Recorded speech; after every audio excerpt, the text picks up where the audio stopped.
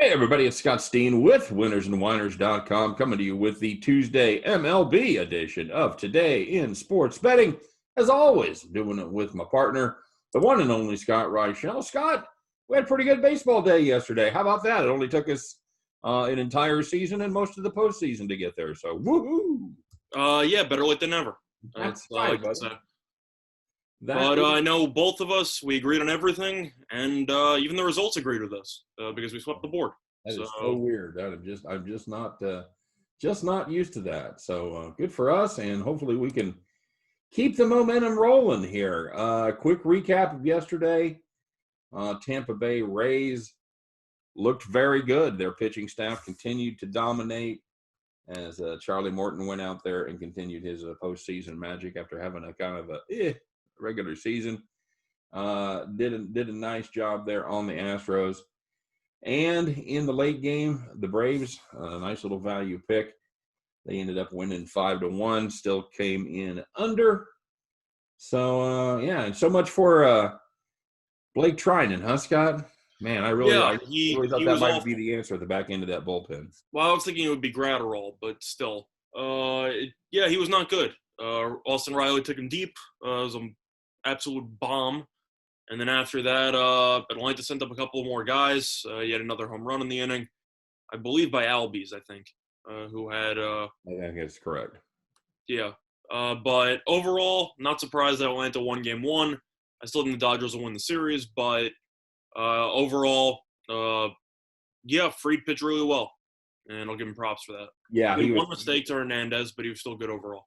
Yeah, he looked like he was kind of the Max Fried of mid-season form as opposed to late season where he had struggled just a little bit. Let me ask you this, Scott. How do you expect the Dodgers to win if they're not going to score any runs?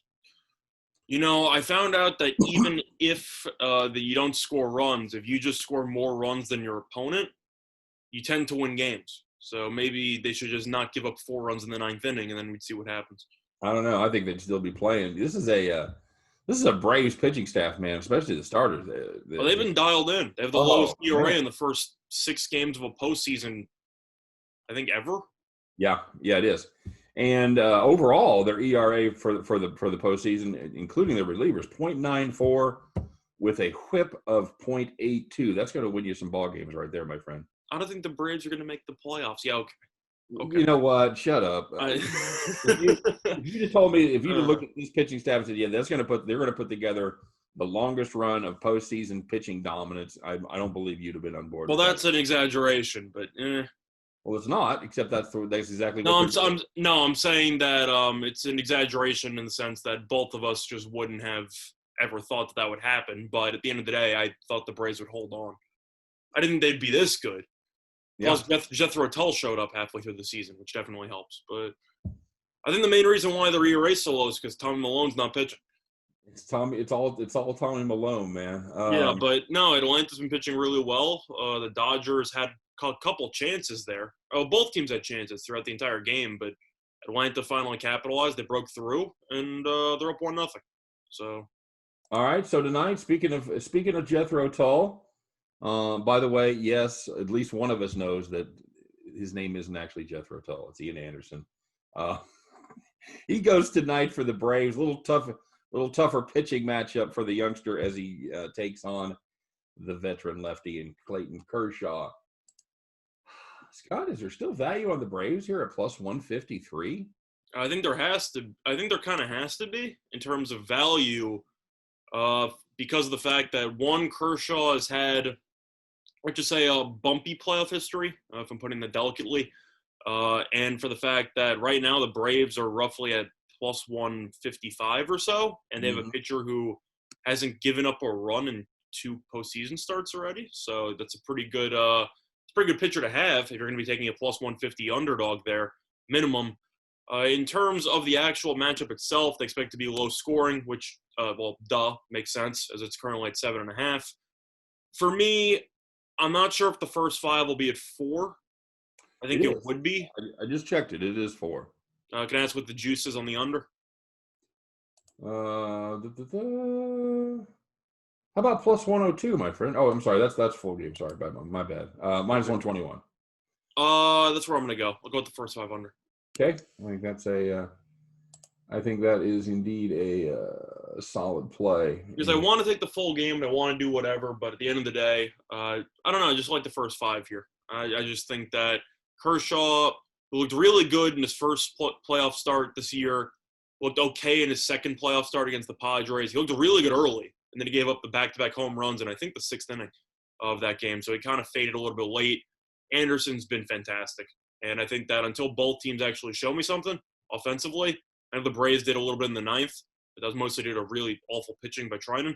I'm going to let the starters kind of do the talking and do the walking, as I think that you should see both starters pitch well in the spot. Yeah, I'm kind of with you there. I think that's a solid play.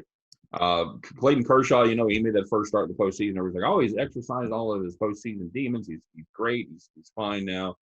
And yeah, like I said, he pitched well early in the second game and then struggled a little bit down the stretch. Ended up giving up 3 earned over 6 innings. Still a quality start and still plenty of meat on that bone for us to jump on that first half under. I think that's a solid play. I really do. I like that. I like that first half under 4. I got to be honest with you. I jumped on the 8 last night when it was there. This game opened at 8 for a total, and I knew that was going to go down. I still had to pay -120 for it, so you knew that was headed down. So I was able to get a good number. I just think this is going to be one of those series where they struggle to score runs. The Dodgers go into those weird little Funks. Weird little funks like that offensively where they just can't score. They kind of score runs in bunches, but they also tend to not score runs in bunches.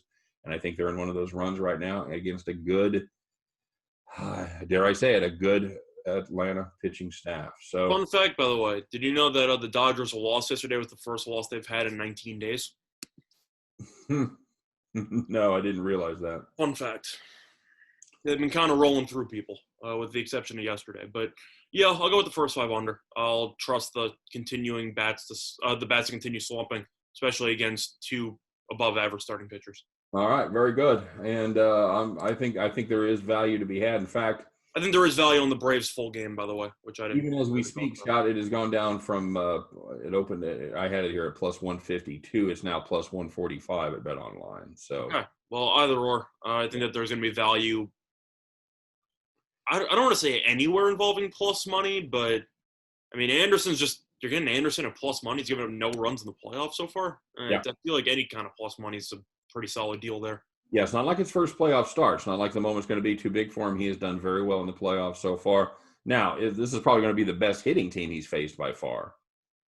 He's going against Cincinnati and Miami. You're definitely turning it up a notch with this Dodgers lineup. Mm-hmm. Still think there's value on him right here. Yep. All right, let's take a look at the other one here. And I'm not nearly as excited about that one. Tampa Bay Rays and the Houston Astros go at it. Why is Tampa Bay? Okay, I'm not really sure why the Astros are the night game tonight, but okay, sure. I guess they switch it around. I have to assume they're switching it around to try to show, at least to be fair to both teams. But then again, in the first round, you had Oakland playing 4-day games in a row against Houston, so I don't really know why now they feel like it's the right time to switch it around. But right. By the way, another factor to consider when you're playing the under there, and I tried to do some research on this, and I really couldn't find the information. Being a 5:05 start time there for that Braves and Dodgers game, yep. You might have to deal with some shadows there at the stadium, which is certainly going to give a boost to the pitching staff. I don't know what the setup is. I know it's a brand new stadium, so I don't know what kind of effect that has. But if you find some information on it, that could certainly play a factor. One of the shadows definitely played a factor in the Astros game yesterday. I know, of course, they're in different stadiums, but the shadows yesterday in the Astros game were brutal. Yeah, anytime you got that late afternoon game, that is something to keep an eye on there, especially if you're playing first 5. So, yep. Houston Astros going at it against the Tampa Bay Rays, and this shows Houston. Oh, I guess it is Game 3, isn't it? Oh yeah, Tampa's kind of they've kind of shut down the Astros offensively as they're up 2-0. But again, yesterday, Margot had the 3-run homer in the first and the ridiculous diving play in the outfield, and yeah, pretty much just coasted after that. Let me ask you, Scott, why do they put a ramp right by the field? Doesn't that kind of seem like a design flaw there? When you can certainly tumble over that. What was it, like a chest high ramp there? Well, because if they didn't have the ramp there, then how would Margot end up on the top 10 plays on ESPN? That's the real question. Oh It's not man, exactly the safest setup that you got there, but at least Margot was okay. and I will say that's fantastic hustle by the right field umpire there. It was. That was a good job. He was, you don't think you'd have seen Joe West down there, No. given that kind of effort. So I don't know who it was, but it's a good effort. Angel Hernandez would have called him safe. But it was a great play. Margot was definitely the hero yesterday. And Houston's had a lot of chances. I mean, even yesterday, the bases loaded with no outs in the ninth, trying to make a comeback, and nope, see you later. Yeah, you're right. So today we've got it's a pretty evenly matched game. The odds have switched a little bit in favor of Tampa Bay. This is pretty close to pick 'em when it opened. Tampa Bay is now small favorite, -116, -104 on the Astros. Or excuse me, I'm sorry. I'm still got on the first five. It is still close to pick 'em, -107, -103. Tampa Bay small favorite, 8.5 is the number. This has gone up from 8, where the other one went down from 8. It is juiced to the over at -120. So if you like that number, you might want to jump on it pretty quick there. And always love playing over 8.5, over 8.5. You get the 4-4 tie that gives you the victory. So that's always a good thing. Scott, we're looking at these day 3 or game 3 starters here. Ryan Yarbrough against Jose Urquidy. Where are you at on this one? So for me, I know Tampa's up 2-0. I know that they've looked really good, etc. I am actually going to be leaning to Houston in this spot. I know that we did really well in the last series with Houston because we kept pretty much betting against Oakland's left-handed pitching against this Astros lineup. And now Tampa's going to be using Yarbrough, who is a lefty, pretty good, but I'd say that his stuff is mostly off-speed based. He has a decent fastball, but he mostly relies on some curveballs, etc. And I think that with his lack of, I'd say, I don't want to say dynamic pitching, but I think that the Astros should be able to get a decent amount of contact off of him. Urquidy's been okay so far. He's been okay, I guess, but is a must-win game if there is a must-win game for Houston. I'm not saying that's the reason why they're going to win, but I do think that facing a lefty after killing lefty pitching earlier in the playoffs definitely helps them. I'm going to lean to Houston as a slight either underdog or whatever they're priced right now. But I'm going to lean to Houston. I think this game will be very close, but I do think Houston should be able to wake up a little bit offensively against left-handed pitching here. So for me, I'll go with the Astros. Yeah, I agree. I think they're going to be happy just not to see somebody throwing BBs from the right side. Yeah, -103 is the price there. A little bit of an underdog there. I mean, if they lose this game, I think you'll agree with me. The series is over. Oh yeah, absolutely. It's it's as close to a must-win that isn't a must-win as possible. Yep. And I don't hate the over here. I think one of these teams has a good chance of breaking through. Urquidy again has been fine. Yeah, he's okay. He was good. He was good his last time out. Had a very nice start. I'm sorry, his time before that he was. Sorry, he was good. He was good in Minnesota. Struggled against his last time out against Oakland. Gave up 4 earned and 4 1/3. So I think there's a shot that these guys break through and definitely score some runs today. So yeah. I'll play along with you there. I'll play along Houston with the right-handed bats waking up and doing enough to push the game over. So there you go. Yep. All right, let's see if we can keep our run going, my friend. Usually it's scary when you and I agree, but that worked out yesterday.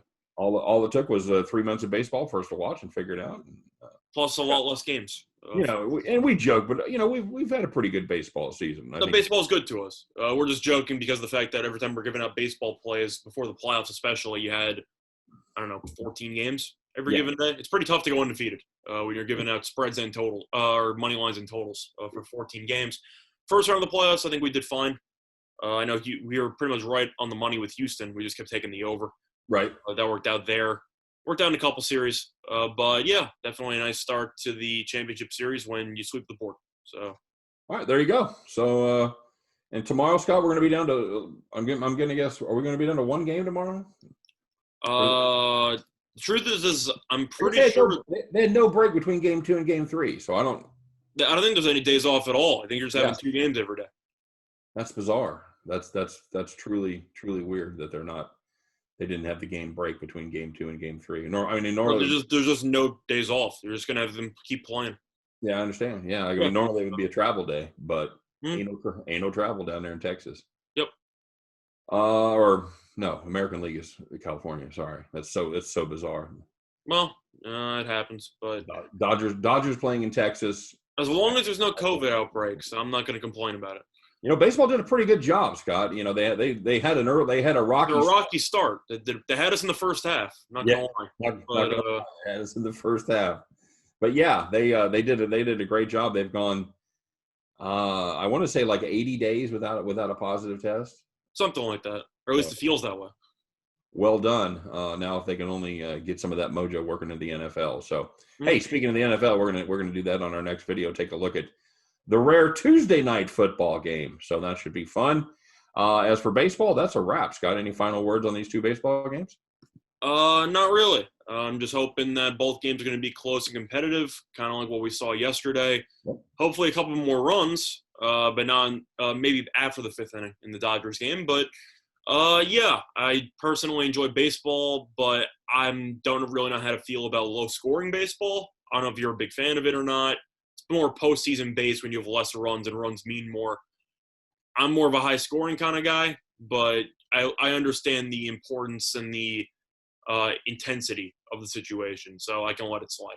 You have any thoughts? Do you prefer better pitching matchups or better offense? I enjoy both. I enjoy there is a lot of intensity in those low scoring matchups when they get a guy on base and every pitch means something. So yeah, I can certainly appreciate a good pitcher's duel. So yep. I don't mind a little throwback baseball here. I'm tired of guys hitting 230 and being thought of as good hitters because fair. They hit home runs. So yeah, I'm old. Little throwback can never hurt a thing. So if you're looking for more information on this, by the way, great resource to check out. You know what it is, Scott? That's winnersandwhiners.com. It is winnersandwhiners.com. Some of the best handicappers in the world are over there, and they're writing pieces on every single game, every single day. So if you're looking for a deep dive into these games, make sure you check out winnersandwhiners.com. And don't forget to follow us on social media, all that good stuff. Of course, like and subscribe to our channel. We appreciate the effort. And hang in there. Click that next video because we'll be back doing the NFL. But this is a wrap on the baseball show. For myself, for Scott Reichel, for all of us over here at winnersandwhiners.com. Hoping every one of those tickets in your pocket turns into cash money. And we will see you guys again next time on Today in Sports Betting. Take care.